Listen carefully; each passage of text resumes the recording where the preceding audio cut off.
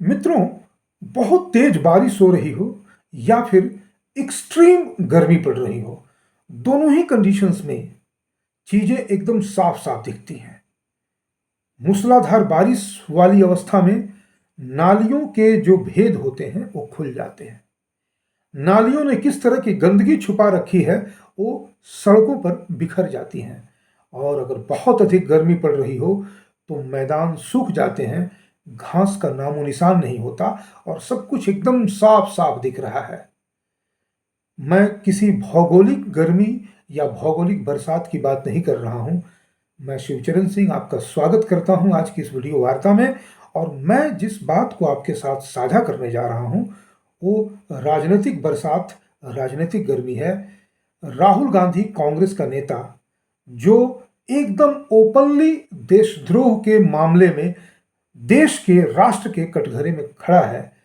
2024 के चुनाव के पहले एक झीना सा पर्दा था जो इस अंतर को बताता था या हमें एक भ्रम में रखता था कि राहुल गांधी का विदेश जाना आना उसका व्यक्तिगत और निजी मामला है।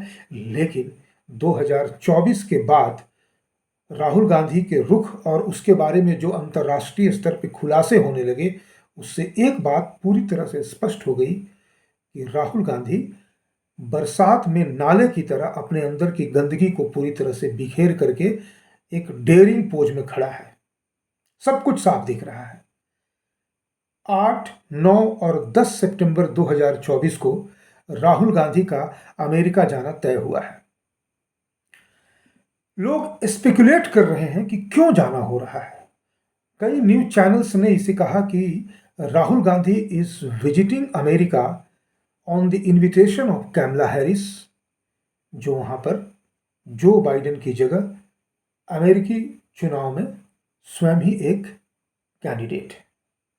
अब आते हैं दूसरी बात पे कि भाई अगर कोई कहीं जा रहा हो, आ रहा हो, तो क्या कोई रोक है, कोई टोक है? नहीं है। तो आखिर राहुल गांधी के अमेरिका जाने पर हम इतने स्पेक्युलेटिव क्यों हो जाते हैं? क्योंकि राहुल गांधी जब जब इस तरह के अपने डिप्लोमेटिक विजिट्स पर जाता है तो देश के लिए खतरा मंडरा जाता है। इस बार तो राहुल गांधी ने बजाबता होमवर्क कर लिया है। उधर गुपकार गैंग से मिलकर के नेशनल कॉन्फ्रेंस के नेता फारूक शेख और उसका बेटा उमर अब्दुल्ला, इन दोनों से मिलकर के, यानी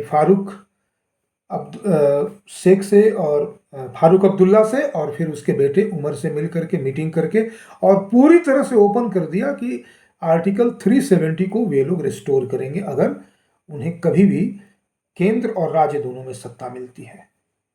पूरी दुनिया में आर्टिकल 370 को लेकर के चाहे जो भी परसेप्शन हो, मेजॉरिटी ऑफ इंडियंस का ही परसेप्शन है कि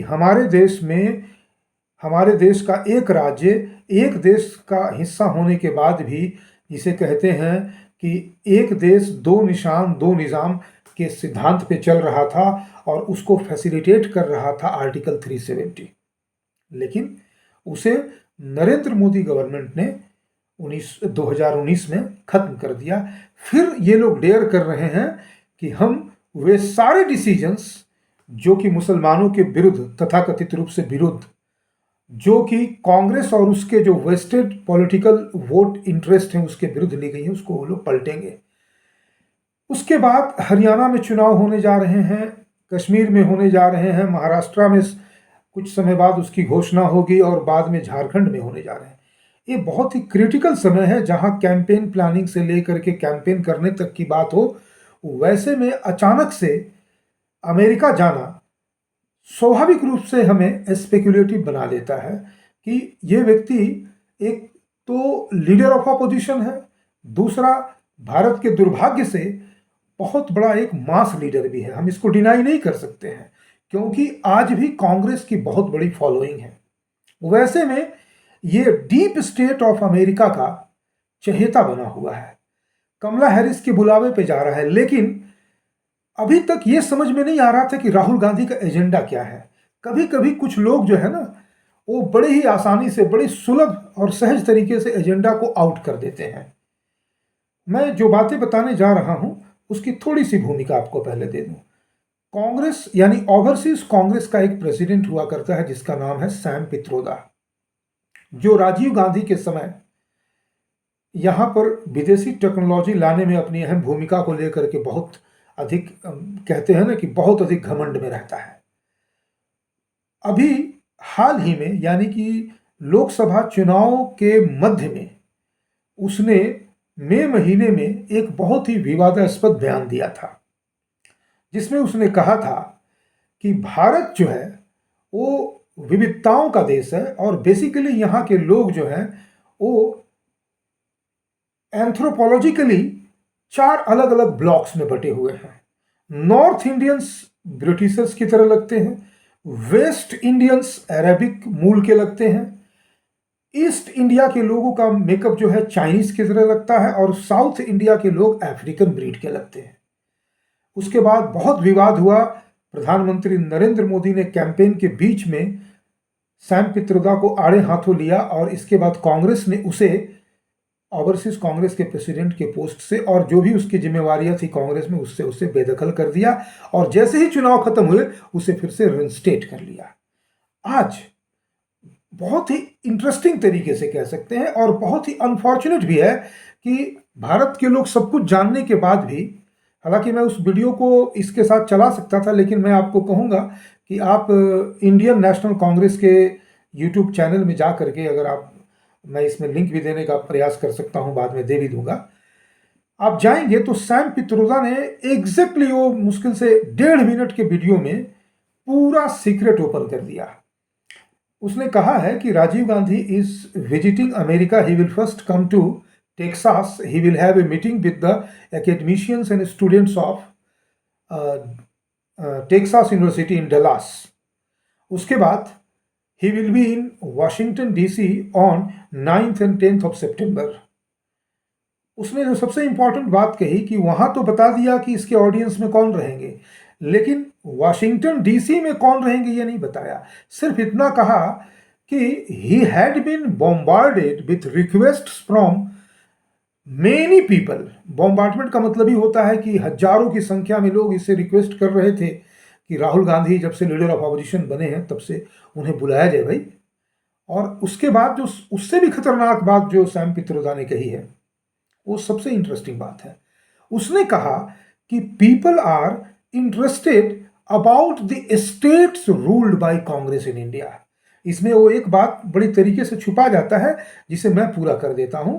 उसका कहना था कि the states ruled by India, उसने 2 शहर का नाम लिया, बेंगलोर और हैदराबाद का, लेकिन उसने जो बात छुपाई, और the states which the Congress will win and make governments in the coming assembly elections. अब जब उसने, भाई तुम बाहर के लोग हो, तुम बॉम्बार्ड कर रहे हो कांग्रेस को कि हमको राहुल गांधी से मिलना है, उससे बात करनी है, वो लीडर ऑफ अपोजिशन है, वो कर्नाटका का, हिमाचल का या फिर आंध्रा का, तेलंगाना का वो मुख्यमंत्री नहीं है, वो सिंपली जो है लीडर ऑफ अपोजिशन है। यदि उसके इस पोजीशन में किसी का इंटरेस्ट होगा तो देश की राजनीति के विषय में जानना चाहेगा। सैम पित्रोदा ने अनजाने, जिस प्रकार वो मई 2024 में वो अरेबिक, चाइनीज, अफ्रीकन और ब्रिटिश वाले मामले को ओपन करके और एक तरह से कहें कि कांग्रेस की छीछा लेदर के साथ वो बरसात में नाले की गंदगी को बाहर ले आया था, ठीक उसी प्रकार इस बार भी उसने इस वीडियो में सब कुछ स्पष्ट कर दिया कि उसका एजेंडा क्या है। लोगों को राहुल गांधी के लीडर ऑफ अपोजिशन की भूमिका में जो देश के मामले हैं उसमें इंटरेस्ट नहीं है। उनका इंटरेस्ट हिमाचल में है, उनका इंटरेस्ट कर्नाटका में है, तेलंगाना में है। क्यों भाई? इन 3 स्टेट्स में वैसे कौन से फल उगते हैं जो अमेरिका में नहीं मिलते? या फिर ऐसी क्या खासियत है कि सिर्फ इन 3 स्टेट्स के विषय में जानना है उनको? इसका सीधा मतलब, अगर इन 3 स्टेट्स के विषय में जानना हो तो उसके लिए लोग हैं ना भाई, सुक्खू को बुला लो, सीतारमैया को बुला लो, रेवंत रेड्डी को बुला लो ना, उनसे भाषण करवा दो, बता देंगे यहाँ के विषय में।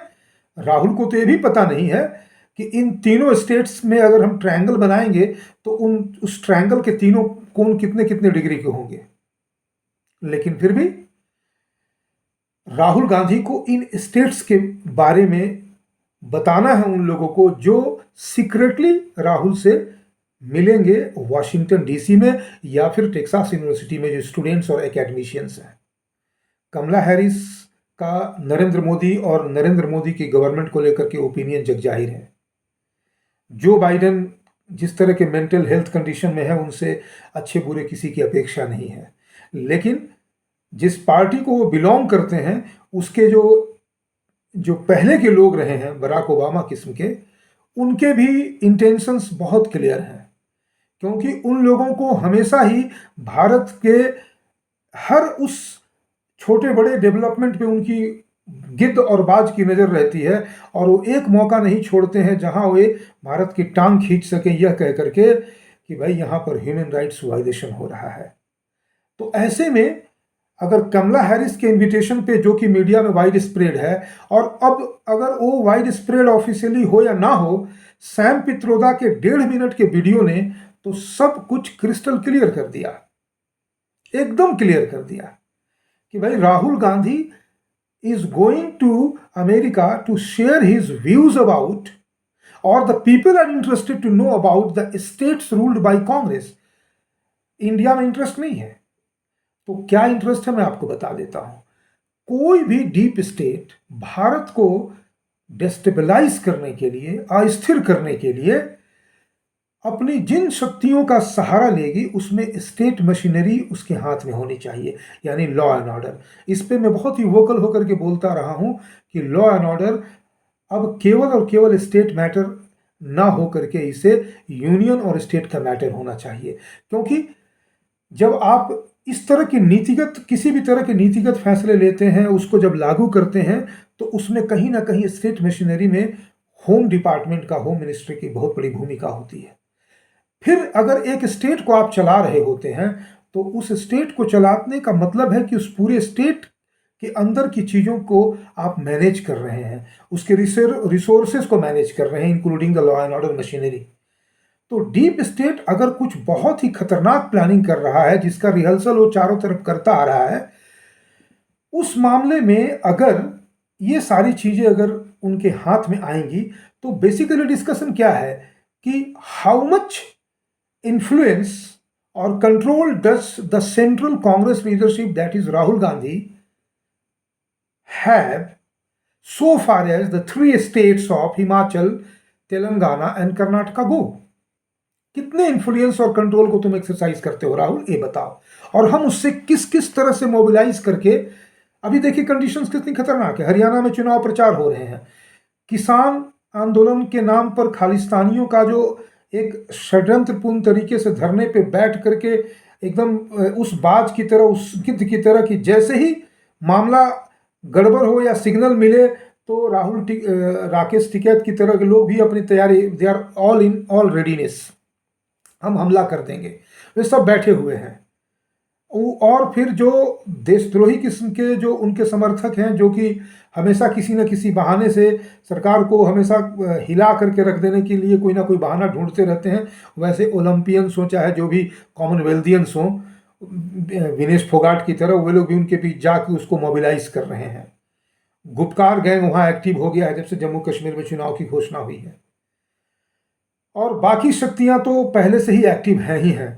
वेस्ट बंगाल डिस्टर्ब है ही है, नॉर्थ ईस्ट में डिस्टर्बेंस है ही है, साउथ के लोग भी जिसे कहते हैं ना रिजर्व बटालियन के रूप में डीएमके वगैरह हमेशा रेडीनेस में है।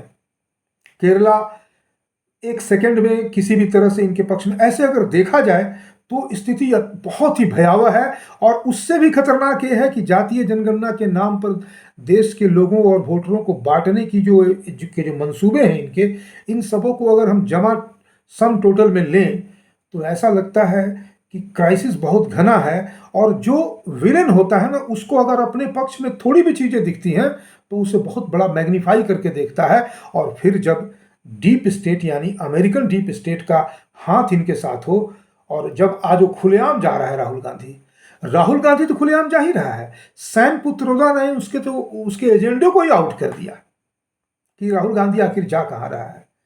लेकिन अभी मैंने सिर्फ और सिर्फ उस वीडियो को देखने के बाद मैंने अपना पहला रिएक्शन दिया है और इसको आपके साथ साझा किया है। इस विषय पर मैं फिर आऊँगा क्योंकि एक और डेवलपमेंट मेरी नज़र में आई है, क्योंकि इधर जो आपका ये जिस इंस्टाग्राम, व्हाट्सएप और एक और क्या होता है, इंस्टाग्राम, व्हाट्सएप और वो फेसबुक, ये जो 3 सोशल मीडिया के प्लेटफॉर्म्स हैं, उसको कंट्रोल करने वाला जो मीटा नामक कंपनी है, जिसका जो मेन ओनर है, जिसका नाम है मार्क जुकरबर्ग, उसके डीप स्टेट के साथ संबंध को अब तक हम लोग सोशल मीडिया में कहते थे, लेकिन पहली बार मेन स्ट्रीम मीडिया में और भी एक बहुत बड़े दिग्गज पत्रकार ने, यानी अर्णव गोस्वामी ने ओपन कर दिया है।